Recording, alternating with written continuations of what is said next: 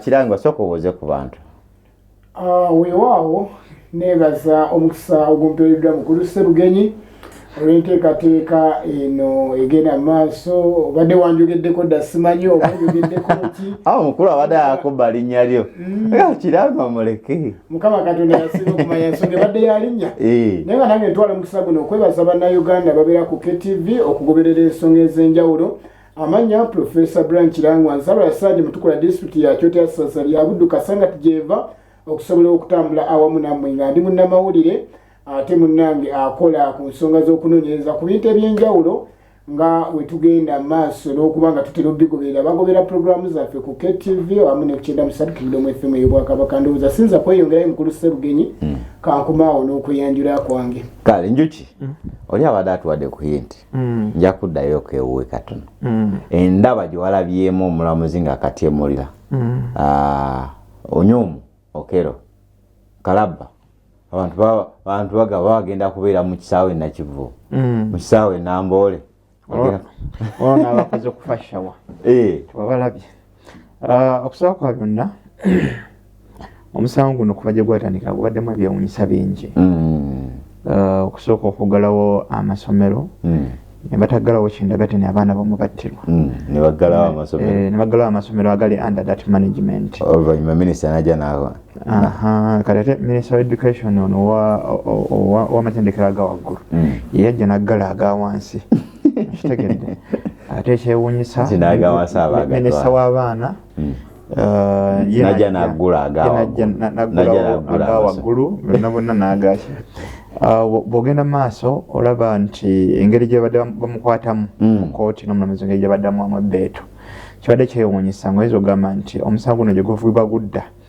Okero ayinza ogwota obuva. Ekyokusatu enkuba eyatonnya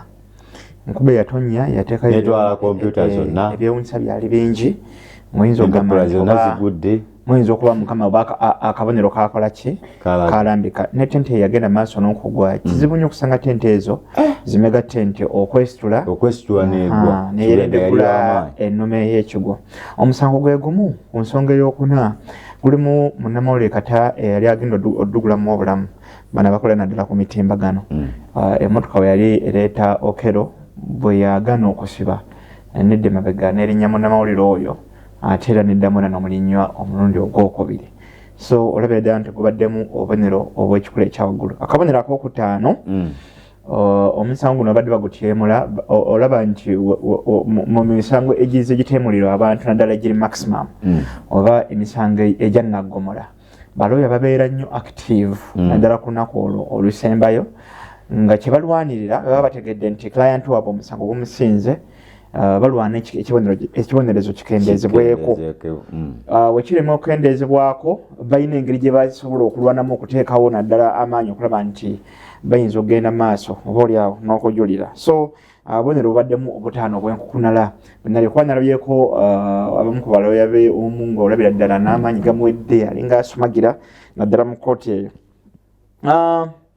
Ensonga endala omusango guno oyinza okugulengera nga Okero yakkiriza nti kubaliko ekimuwujja yalina ekimutembye ku njoba agende maaso n'okulaba ngatta abaana bano. Omulamuzi yamuwadde ennaku 14 agende maaso n'okujulira ku Kalabba oyinza okulengera nga Okero ajulidde. Waliwo be nabadde njogera nabo naga Kalabba bakajjaawo wekali naye kabadde tekali active kubanga luli mu mirembe giri nga Yoweri Kaguta Museveni tanajja mu ntebe kali kakolerawo bagendanga okuzuula nga abantu ate bateeka ku bulabba nga mu musango tegyabasinga nga basinga battibwanga ku bwemage oba kitegera bulungi. Kakati Okero ono ayinza okuddamu n'ajulira bw'amala okujulira kyeyogedde mu kooti eno ayinza okukyusa statement n'ayogera kirala era n'akugamba nze nakugamba nti abaana bano nabatta nga waliwo ekintembye ne be nayogera mu kooti eri bireka nabyogera nga waliwo ekintembye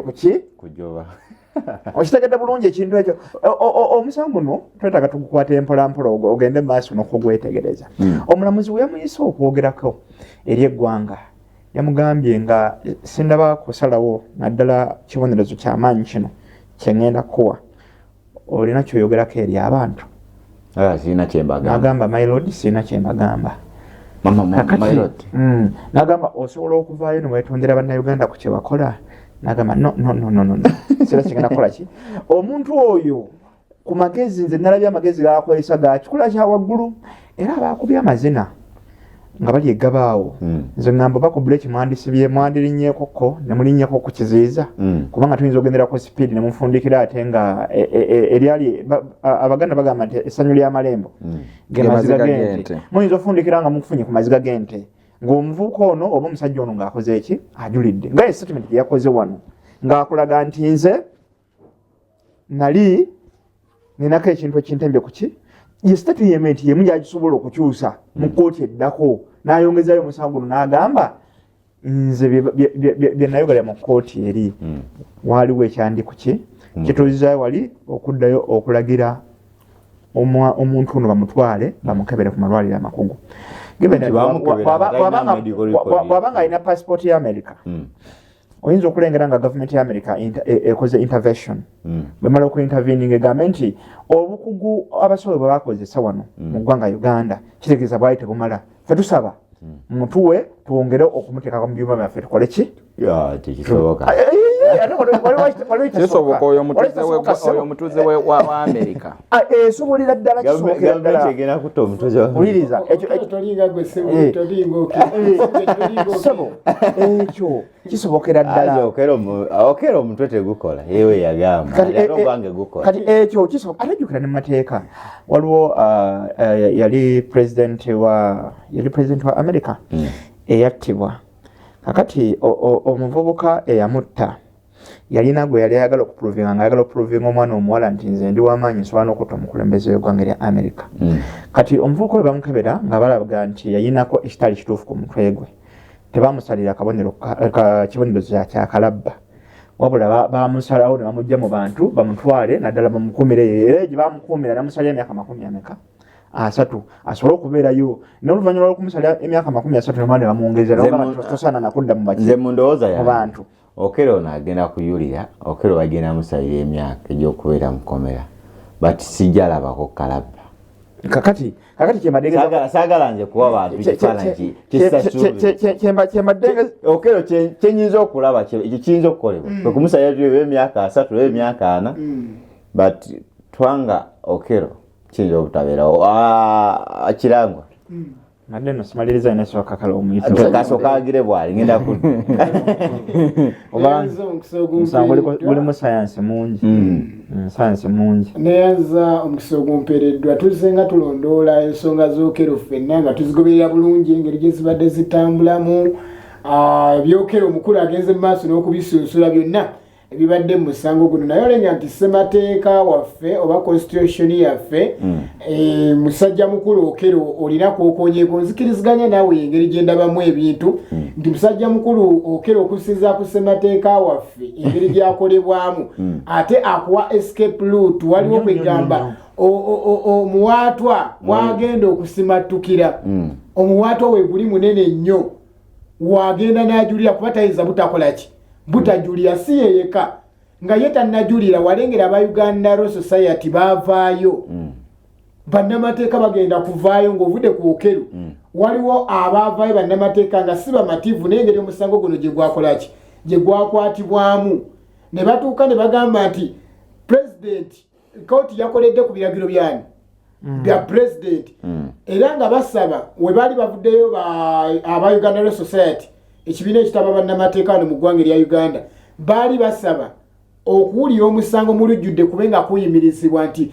baali batambulidde ku biragiro bya pulezidenti kkooti yalinga ewambiddwa era ne bavaayo nga si bamativu n'emisindo oba obwangu omusango guno engeri gye gwali kukoza eki kuba sipiidi ebadde ya kika kya waggulu nti kalutuludde olw'abannamateeka bagenda kujjayo amateeka gaabwe nabo bakole ki bagatapute olengere nga bajulira ku kyokusalawo kkooti yakoze eki yasazeewo nga bawakanya process oba emitendera engeri gye gyakoze eki gye gyakwatiddwamu oba gye gyatambuziddwamu tekigenda kuba nga kyewunyisa essaawa yonna bo bannamateeka okuvaayo okugenda okujulira ku nsonga zaaki zookero kuba bo baali basaba nti naye aweebwe eddembe nga abakozi ki nga abasiba abalala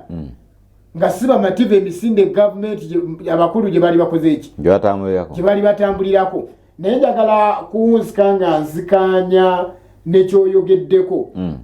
ekyokuba nti Okello akyalina chances ne bannamateeka be ez'okugenda mu maaso n'okujulira ennaku ezikuweebwa okugenda mu maaso. Okello yakubira abajulizi be bonna nga tebakwata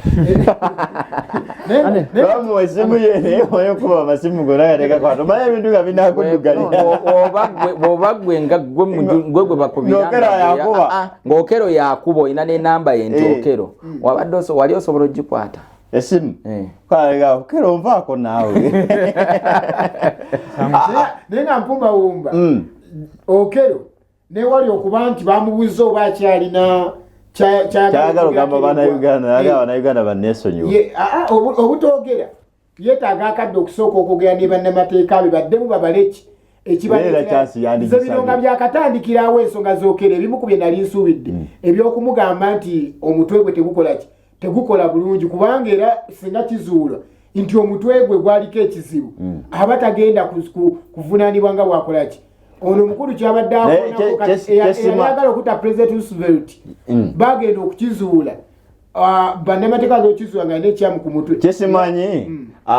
bino bikoma mu kooti oba mukomereyo musobola okubeera nga wetuga nti tubeera mu studio wano naye wetuva mu studio wano netugendako eyo tebasobola kooti terina ngeri kijeyinza kubega Okello naye labo bategeera bulungi ng'ali eyo mukomerero zya gyabadde kweri ebbanga lyonna naye n'ategeera nti Okello agata wabula wajja wano atugasa bugasa yo okusinziira ku mulamuzi mu kuwa ensala ye yasinzidde ku bujulizi obubadde buleetebwa era ye n'akulaga nti okusinziira ku bujulizi obubadde buleetebwa Okello mulamu talina kikyamu ku mutwe kati ye ng'omulamuzi ng'asinze ku bujulizi Okello talina kikyamu ku mutwe okuggyako nga nze kyensuubira ensonga y'okikyamu ku mutwe nga sinnagyesibako kujulira bakendeze ku kibonerezo era tuyinza genda n'omukulu n'agambye nti abakyakyansiza musooke mukole ki mulindeko kubanga oyinza okulinga musamali Okello omusango gwe yaguza yali April natandika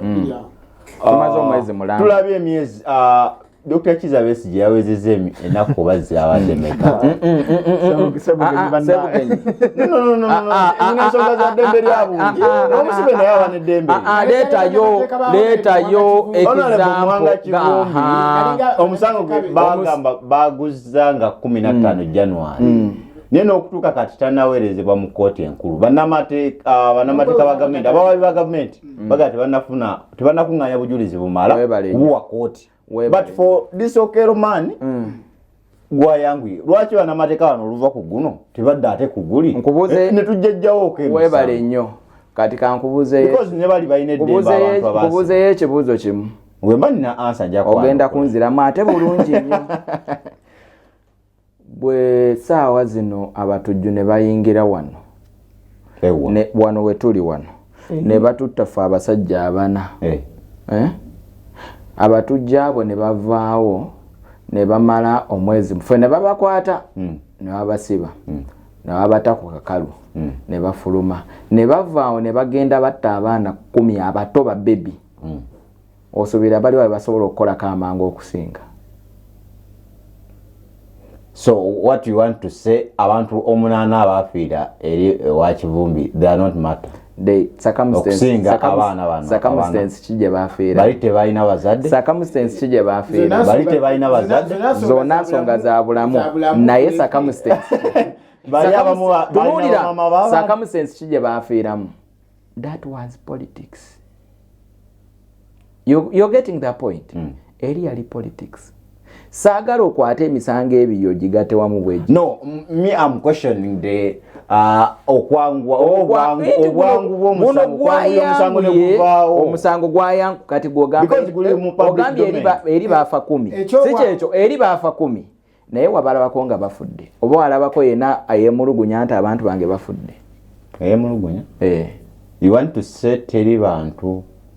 ab'Enganda tebaliyo? Ab'Enganda gye bali. Naye waliwo balabyeko. So kati wano Uganda ekintu kitambulira ku pace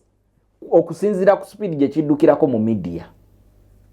Kati kankubuulire okera abe kutta baana abatambule agende nga media tekitegedde tewandi baddewo kintu omusango gwandibadde nga mukoto naye nga tetumanyi kiki yatuukawo. Then number 2, I want you to look at this. Waliwo omuntu jo bamukubya amasasi, omukazi yakubiddwa amasasi mu Haria awo ng'okirirawo waliwo omukyalo omunene mu gavumenti gyasula bamukubiddawo amasasi. Omukazi owa poliisi yavuddeyo najjayo emundu n'amukubira mu mmotoka ye amasasi. Saidi olaba oba ovudde enakasero actually obeera okkirira ng'ewa sipiika gyasula saidi zaawo bakubiddewo omuntu mu mmotoka ne poliisi yataddeyo post negamba omuntu kituufu bamukubye amasasi n'akola ki? Nafa. Olabyeko story eyo mu media yonna awantu wona. Naye gwe okimanyi nti kati that's now the end of that. Oyo mukazi agenze tugenda kulaba story yo mawulire. Katukomewo wano mwagikoze. Wano mugikoze. Wajingambi kuwana imbade. Magikugambye naye mugikoze. Ogirabyeko ku media yonna ey'amaanyi. Ogirabyeko ku media yonna ey'amaanyi. Story ogirabyeyo. Luwachi. Ani akweka. Katukomewo tuvayo. Mpo mukulu awumbe ensonga eno ey'Okello. Abuterevu nnyo tukomyewo kitundu kyaffe ekyokubiri ate ekidirira ekisembayo. Njagala Musamali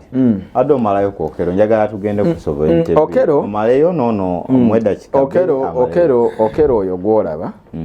Simuinaako bigambo bingi nnyo kubanga kati no kati kyawedde atazo kuva mu Okello bituli gwe asoko kuba nti ajja kujjanga mulalu. Nze nagamba Okello ajja kujja gambe nti mulalu ono akikonyeeko n'agamba era kyayogedde tekigenda kwawukana nange bye naye saagala kuddamu ate ebyayogedde okujjako gamba byayogedde bituufu nnyo. Okello tuyinza omulaba nga akomyewo mu kooti n'ajulira ogwo omusango omulamuzi gwe yasala mu kooti esoose nti agende Kalaba ne tulaba nga bamusibye emyaka nga 30 oba 4 si kyekyo. Jjukira kati bwe banaakola risaaki ne banoonyereza ne bagamba nti kituufu omusajja mutwe gwe tegukola bulungi ekibonezo bajja kisala. Then tuyina kye tuyita states ez'ebweru international state. Jjukira abadde mutuuze wa America kati mwe muyinza omuteekako wano ekisango eyinza okubanga waliwo kasayansi akali awo tikatumuteekeko ekisango ekinene America ejja ekole ki wakati America tegenda kutunuulira muntu waayo citizen waayo nga mumusalidde gwakufa etuule just awo ebeeraawo bayina rights ezijja wano okukima omuntu waawe. Yes, he is a citizen of the USA. Kati nze we nalabye abantu kituufu fine omulamuzi yasanyusizza abantu America bayinza okujja okuwawe omulamuzi yasanyusizza abantu ne bakuba guddigudde era n'asanyusa nnyo ku nsala ye nange ne ŋŋamba ayambye abantu ne baddamu essuubi n'essanyu ne basanyuka ne bakuba guddigudde ku makubo era wabalabye kadodi nga bakuba obudodi bazina nnyimba okitegedde naye bambi ebiseera ebimu babikola lwa butamanya kuba ono mutuuze wa America. By the way USA has a right on this man here. Ate bwe gamba nti mwagala tugenda mugaanira. Naye lwakuba weewalamya ensonga yange ey'abasiba balala emisango ensonga eyo nirawo submission. Eriwa. Ku nsonga eyo ey'abasibe kituufu ensonga gy'oleese oba ekibuuzo ky'obuuzizza bannamateeka ba Honorable Mwanga Kivumbi nalengera point eyo nga bagikoonako nti kooti obwangu bwe yakozesezza yayongedde okukakasa nti erina obusobozi obuprocesinga emisango emirala kubanga abasibe bangi abali mu makomera ng'emisango gyabwe giruddewo okuba nga gisolvingibwa naye nga bw'osinziza ku ssemateeka ow'eggwanga erya Uganda saagala tudde mu kyakuteeka ku minzaani nti oba ono yatta bwe bati oba ono baali bato ssemateeka yagiragira okusinziira ku ssemateeka ssemateeka article 28 eragira kooti okuwa obwenkanya eri abasibe abalala n'okukozesa obwangu mu kuwuliriza emisango gyabwe okulaba ng'obwenkanya bukola ki buweebwa waba President Museveni tannabakulayira kino nkulayirira teri musango gw'abannabyabufuzi gwonna okugenda okujja mu kooti gukolebweko naye linda President Museveni waanaalayira nkugambye gw'ogamba ssemateeka wano e Uganda tetubeera ku mateeka olina okukkiriza nti wano e Uganda ebiseera mu tetambulira ku mateeka wabula oli waba alina kyayagala kyekikola ki kyekiyitawo sebugenyi njagala genda ku 70 bill maliza nakalabako nga nkyali mwana muto kali ka Saddam Hussein Kalaba America emuteeka Kalaba sina Kalaba kenalinda sijanze kulimba era tosuubira kulaba kati ku bukulembeze buno waliwo Museveni ogenda kulaba Okello nga mutadde Kalaba yajjawo ensese eyo yajjawo ensese eyo y'okuteeka abantu Kalaba ate lukana ne president kono kyayogeddeko nti America wayinza okuba wakatego nga America balina gye bakatega president ayina authorities zonna ne powers okuwa amnesty Museveni olino wabanga agenda kugwa kuttibwa kyogamba onyuma ayinza okugenda uliriza nze kagabe nti olino wabanga agenda kugwa oba bayinza omusale ne twaddamu mulaba wabanga agenda kugwa kuttibwa ayinza omuwa amnesty agamba Museveni banga bayiti ne bamusibe emyaka bamusidde emyaka 30 bayinza okulaba nga wayise emyaka ebiri nga yeesiza bulungi n'agamba twakizuula nti bwekino bwekite kyakola ki kale nno n'olwekyo nga bagambye nti abakubagudde mulindeeko obanga tonatuuka mu kkooti yajulirwamu ate ng'ovudde ne mu kkooti yajulirwamu onaba tonatuuka mu kkooti ensukkulumu nga yeesembayo obanga omusango gusobola okuba mu kkooti yajulirwamu nagoba gusalidde Okello naga kangende mu kkooti ensukkulumu kati kkooti ensukkulumu yemalamu akagoba ey'ensi eyo naye waliwo akanyomera ako nti oli mutuuze w'eggwanga eddala akanyomera ako ke kakyali mu sayansi akyali omuyitirivu ennyo Freeman Parliament oba Minister ne sawa za government balese nongosereza okujjamu president byayise bya siasa byali byateekebwa mu tteeka nga naye tamanyi ebyo ebintu tetwabyogerako twayogera ku bira ali abiteekamu nebo kwata sente za church ez'emiziki na donation ezaki ani yabiteekamu sabiteekamu bago nalikola fwent ebago lisovereignty bill mu Luganda bayinjoga nti balirayi kakati Sebugenyi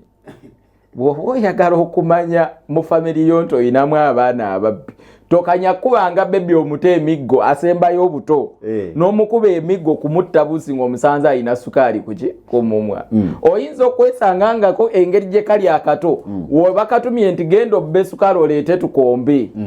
kati ateeko we kamaze okukomba ne keesiga sukaali ku mumwa ne asigala ku mumwa kati gw'okanya kuvaayo tobuuziiza ani yabbye sukaali gw'olwakuba olabye ke kayina sukaali ku mumwa n'okaligita emiggo naye kano akaana okugenda okubba sukaali bakulu baako baba bakatumye nti genda okole ki genda obbe sukaali kati President Museveni ali bw'atyo yalabye nga kigenda mmulakira nga kikomawo gyali ng'ate alina okukola ki kati jjukira Sovereignty bill eno wetuuka mu parliament tosobola kuŋŋamba nti teyasooka kuyitirako ku cabinet etuula buli lwa ne cabinet enajja wansi eno neeno wansi wennyini jjukira limala okujja lisooka kujja ne balisoma omulundi ogusooka nga livudde mu cabinet ne balisoma omulundi ogusooka ku parliament we limala okusomebwa ne President Museveni afunako kopi kyova ayina secretary akwasaganya ebintu bye namugamba waliwo ekitambula president kiri bweki nabwe kikuba ayina omubriefinga all that time okitegedde kakati there is no way ogenda okuŋŋamba nti President Museveni teyamanya nti waliwo eteeka eritambulizibwa muki naye ekyamuletegeera Obuwa yava mu caucus Amson Obuwa najja ababriefinga najja briefing alaga waliwo ebbago etuleta livudde caucus ezegedde kakati njagala otunuulire yagenza okiraba ng'ekintu kyazanyirako kizito nnyo n'okusinga emwanyi President Museveni naye ate in fact kino kye baakoze singa bwe bati bwe babadde bajja bakola ebintu kuba kati saawa zino naye ekikulu wali abantu abamu nga bananfuusi kwaba kirabye nti kati kitulugunya bo kyovula abavaayo n'enjala ennene abasinze okuleeta President Museveni okwegaana ekintu kino banaddiini teri balala tebakulimbanga abasinze okuleeta President Museveni ogamba nti banaye kino ekintu nze sikimanyi banaddiini kwa banaddiini bonna bajenja ne bayita ne kokasi kali akabondo kali akabafuga Interreligious Council n'olaba werubaga nga yena ajeyo enjala bwati n'olaba ono akulira abalokole nanyini Victory yani Apostle Serwada ng'ajeyo enjala bwati n'olaba owerubaga owafu abakatuliki nga yenda ziri bweziti nolaba mubajenga naye ali bwati goroza aba abantu bona omanyi abantu bebafuga mu kyaki omanyi teri kintu president manyi nga president Museveni tati aba minister okimanyi nti tati abantu simanyi civil society bakiba kyabo simanyi bacherupe naye president Museveni ati abanadini kuba ebaliyo emyoyo bebalina numbers kakati muna Uganda yandibadde ategeera lwaki banadini bano babadde bavaayo. By the way, teri sente zisinze kuyita mu bitongole nga sente ziyita mu bitongole bya makanisa n'ababuulizi. Kuba most of the NGOs ezijja wano zitakwatagana nnyo ne kanisa. Because kanisa ziba ziyamba. Exactly. Kakati tosobola kuŋŋamba. Olaba waliwo ekitongole kiri mu kanisa y'abakatoliki bakiyita Fin Church Uganda. Fin Church eyo yeyamba abadduka entalo ba refugees bebazimba amasomero era bwogenda mu bitundu nga Kamwenge eyo bayitayo Biguli, Kaihore, Mahani, bwogenda mu bitundu nga Kyengegwa saidi zeyo Kyangwali sente ze baleeta zokka tunulira omuntu okuzimba essomero nga liriko P1 up to P7 liriko ebisulo by'abaana liriko compound kuliko kugula ettaka okiregedde kati ate goli mugamba nti oyagala ekitongole ekyo kigende kyeyanjule mu ministry nti wekiba kinayingiza milioni 4 buli mwaka ezebina zoyogerako chachi y'abakatuliki babadde bakozeseza babadde babadde minister mulyo tunula sagala genda wa minister sagala genda wa minister njagendayo naye njagala nkuwa ekifaananyi ekituufu waaki olaba bano abantu bona bali bwe bati balwanirira teeka ligenda kubanyiga sovereignty bill bagirwanirira kuba egenda bakosa nnyo kati kankuwe ekyokulabirako wano Pastor Kiganda wano wetuli wano ku church ayinza osolooza offertory naye n'ataweza sente nga bona abakatulikize basolooza mu ggwanga yonna Uganda ate nga sente ezo balina ozisindikawa Roma okitegedde kati ate waliyo sente ezisobola okuva e Roma nga zijja wano buli wiiki kudaninga jjukira zirina kusooka genda eri yebawa accountability nedda eri ekola account bali bebabagabirako okitegedde kati gwe tunuulira church emu bweti olunaku webe ina service 3 njogera kuzaffe ez'abakatoliki nze bwesabira nze nsabira ko awalede ofatuma naye banabyafuzi wano tunuulira nolabayo banabyafuzi etteeka lino kasigadde akanyomero nga kali ku banabyabufuzi banabyabufuzi bano okuleeta sente nga zigenda kuyambako mu campaign awo nja kutuukawo twogera ku nsimbi nga bakadama egundi ene badde tulalaliza ne bakadama wembadde nzija obudde bugenda nti wembadde ekikulu bw'oba oyagala kuleetanga emiramwa egirimu okunnyonnyola ennyo tubeere nga tukola omulamu ogwo gwokka kubanga sovereignty bill wonna agamba nti tugikwateko just akawaayiro kamu tetugenda mmalako okitegedde kanjogere lumu mpaawo lumu tonziza okitegedde naye ng'omulabi waffe ategedde kati ekyo ekyakyaki sente zebadde efuna nga nze wensabira ku awalede ofatuma sande mu tuyinza okusolooza miliyoni 4 yes chachi ya awalede ofatuma eyabakatuliki nankulabye bayinza okusolooza miliyoni 4 wone nankulabye wano miliyoni 4 kati ezo miliyoni 4 mu mwezi gumu mu mwaka gumu sente mekaze baba basoloozeza kati kubala sente ziyingira wano nti chachi emu bwete esobola okubeera ne project nga ya biliyoni 1 naye nga biliyoni eyo eri kuva wabweru obanga waliwo ba fundraisers abagala okuleeta project nga ya biliyoni 10 naye nga erina kuyita mu chachi kati kyovula abadde bakubeemeza nti tugenda kuzza eggwanga wa mabega kyobola ne Bank of Uganda governor asituka gamba era nayagadde nnyo governor musajja wange oyo Muteesa omwagala nnyo ye governor akyasinze okuvuga moroka eya bbeeyi layisi ate nga nkadde nze mwagala nnyo era bw'omusanga tusobola kumanya nti ye governor omusajja ati ng'oyo gwolaba oyo muzibu nnyo era yavuddeyo n'agamba oba gwe president gwe yampa obwa governor nze sitidde oba gavumenti munankola kisitidde yayogedde n'agamba naye parliament tegeza neyetantala okukola ki okuyisa lino eteeka kuba egenda kuzza gavumenti yaffe mabega emyaka 20 kyokka kye yayogedde ekyabadde kimala gavumenti okumanyawo weeyimiridde. Kansire ku kyobadde ogamba bannabyabufuzi boolaba abo lino eteeka lyabadde lizze nga lirina kukwata ku bannabyabufuzi naye ate bannabyabufuzi weyina abakwatako waliwo bannabyabufuzi abamu nga bali affiliated ku kanisa ezimu. Wali omusajja wange gwemanyi nga tava saidi zaawe erubaga wa opposition kati nga wogamba nti osibe opposition yokka ayinza sente ziyinza okuyitirawa erubaga mu kyaki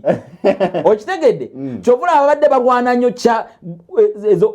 ne NGOs gw'ojja musiba wano munabyabufuzi zireme kuyitira mu kibiina kye naye ng'ate waliyo NGO erwanirira politicians ng'eri okuyimirira ku bwaki ku bannabyabufuzi sente ze zijja kuyitirira mu ki era zimutuukeko kyovula abalwanisa ebyo ebitongole NGOs kyaki nebyabanabufuzisoko muzindalo ogwo ng'okirangwa kakati nga tukyali ku nsonga eno yasobedde bill obuwaayiro obupya bwe baleese amendments ze bakozemu amendments nga tebannazikola era wali mu kyombo nga ndi ku mpewo njogera nga atya Katonda oluvannyuma lw'akazito okuvaayo nga kavudde mu bantu ba bulijjo okuva eri bantu aba bulijjo n'ebibiina ebyenjawulo wayiza abantu ba bulijjo wayiza abantu bananyini kasente ira siga wayiza abantu ba bulijjo abantu ba bulijjo waliwo nange we bansoberera waliwo ensonga we zijjo banga tebazitega butegeezi nga zibakwatako tebakitegeera butegeezi tebagala kuziwa budde nalengera wana emisolo emipya nga gireeteddwa nga bannayuganda tuli mu kifo kyakumeka nti aserere mu kyakubiri simaye gundi ye focus naye kalisewo kibadde kyetaagisa nina kyakyanabyongeddeko naye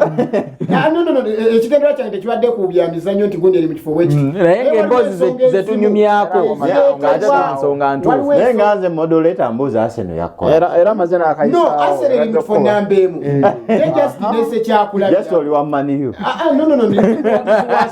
nendese kyakulabirako nti bannayuganda ate ensonga ezitukwatako tebazogerako tetuziwa budde nti n'ababa bewaddeyo okuzirungamya ogenda okulinga munnayuganda tagenda bawa budde ayagala kuwona omudde agenda okugakuya naye nga ate ensonga zikolaki zibakwatako so twandisubidde bannayuganda ku sobente bbiri okusinziira ku bibadde mu bbago lino okubanga nabo bandivuddeyo okwogera eddoboozi ery'omwanguka well nebaza abakulu abavuddeyo bannabyabufuzi bannaddiini omukulu akonye ku gavana wa banka abavuddeyo okusitukiramu kuki ku nsonga eno kuba olengera lwakuba nti akadde tetusobola kgenda mu maaso nakutematema bigirimu naye okusinziira ku bbago lino engeri gye lyataputwa nti obuyinza bwa munnayuganda bwali bumuggiddwako nga ensi yo oba gavumenti ekulembezeddwa okusinga munnayuganda ssemateeka atika esooka yo kyerambika ti munnayuganda yalina obuyinza okusalawo alina kufugibwa atya nga bwe twogera ku nsonga y'okuba singa oba okootanye n'ebiri mu interest ya gavumenti nga nabyo kenyini n'okufuula munnayuganda omugwira akantu ako bakaggyemu naye ndowooza kwabadde kuba jjinja bakuyita kuba jjinja mu kisaka okulaba kyekiyinza okuvaayo kubanga kyembadde nambika ali nti nali omu ku baali basuubira okubanga bino bagenda kwongera kutereza pulezidenti yavuddeyo naye n'asamba jja bano bye bagenda mu maaso n'okukolaki tewali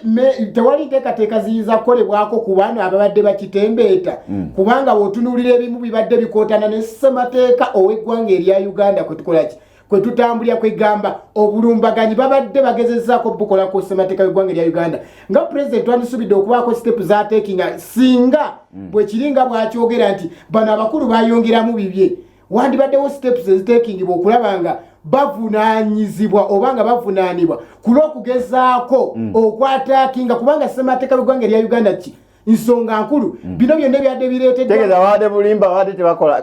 balimbye eggwanga bamalidde bano ababadde mu bukiiko kuba pulezidenti naye yadilenzi yaluddeyo kuba bwe singa bwekito bwe kiri ng'ensonga zino abadde tazimanyiiko nga bwe yazeewuunyiza singa yavaayo dda n'atamalira abakulu banjawulo kolaki budde gavana wa banka bannaddiini bannabyafuzi abanoonyeza eddembe ly'omuntu n'atabamalira kibudde katumulemuko kirango enkomawo mpa omukulu ono naawe ngenda kuwaayo eddakiika awo enkomawo tumalirize kubanga twebuuza ani ali mu kuzanyira kwa Uganda omutwe abakulu ndowooza ababaka ba paalamenti katukomyewo mu kitundu kyaffe ekisembayo yonna gyosinza okuba nga otulaba tukwagala nnyo just twongera kujjukiza nti olunaku olwaleero atosuba overnight wano ku Central Focus Center Mengo Isenyi wa Dr. Bishop David Livingstone Kiganda ate era abakyala mwena mutegeezebwa nga ennaku z'omwezi 7 ne 10 omwezi guno gwennyini gwe twayingiddemu tosuwadde Royal Beauty Women Conference genda kubeera waneeno ku Central Focus Center y'omundi gwe 12 Pastor Cindy Kiganda gamba nti weteeketeeke wagenda kubeerawo ebintu bingi nnyo wagenda kubeerawo okusaba kuyigiriza abantu ebintu ebyenjawulo byosobola okukola nojjamu akasente nobeera omukyala agumidde ng'olinamu kasente abakyala ennaku zimwagala okubaamu n'akasente bagenda kubatendeka ebintu ebimu byosobola okukola nojjamu akasente ate nyongera obajjukiza nti olunaku lugenda kubeera lwa